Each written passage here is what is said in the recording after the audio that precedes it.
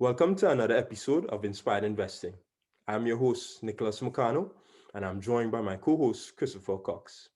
In this week's episode, we'd like to speak about dividends.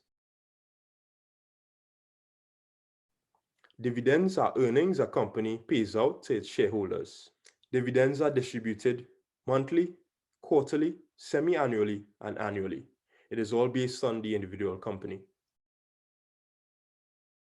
There are four important dates to keep in mind whenever you're thinking about purchasing dividend stocks. So the first date is the declaration date. This is when the board members of the company decide when to issue the dividend and how much.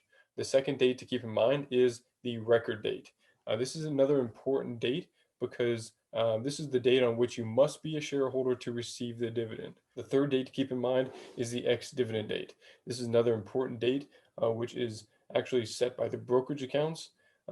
This date is the date that you must buy the shares before to receive the dividend. The fourth and final date to keep an eye on is the payment date. The payment date is when you receive the money in your investing account. It'll go to your cash balance unless you have automatic reinvestments on. So those are the four important dates. Those are called the dividend dates. Whenever you're looking up a stock to find out how much dividend it pays out, it'll show you the dividend yield. And that's going to be in a percentage basis. A company might yield a 10% dividend, but also look whether they're paying monthly, quarterly, or semi-annually, whatever their payment schedule is, because you'll want to take that number and divide it by the appropriate amount. A great resource that you can use to monitor your dividends is trackyourdividends.com. This is a platform that allows you to monitor all your dividend distributions and pay close attention to the expected return on your investments.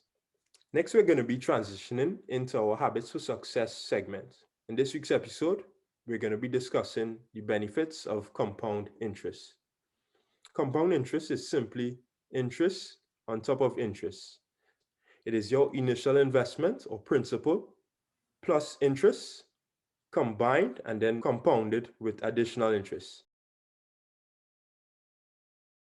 You invest $100, that $100 gains 10%. That 10% is added to your initial investment and then reinvested, and then that gains additional interest, and the cycle continues. There's a tremendous snowball effect that allows you to grow your money at a rapid rate when utilizing compound interest. There's a well-known rule of 72 that states that at 10%, money doubles roughly every 7 years. This rule demonstrates the power of compound interest. So it's important to understand how compound interest works and how it can be beneficial to your investment vehicle. So we're bringing up compound interest because it plays a role in dividends as well. So if you have an investment account, like a brokerage account or an IRA, 401k, you want to make sure that if you have dividend stocks in your portfolio, that you're reinvesting those dividends paid out to go back into that stock, because you can really snowball your retirement account for the future. So next we're going to be moving on to our Trending Globally segment. In this week's episode, we'd like to highlight the need for extreme caution when choosing to invest in cryptocurrencies. We've noticed Bitcoin continue its rally and its upward trend, surpassing 60,000. Can it be maintained?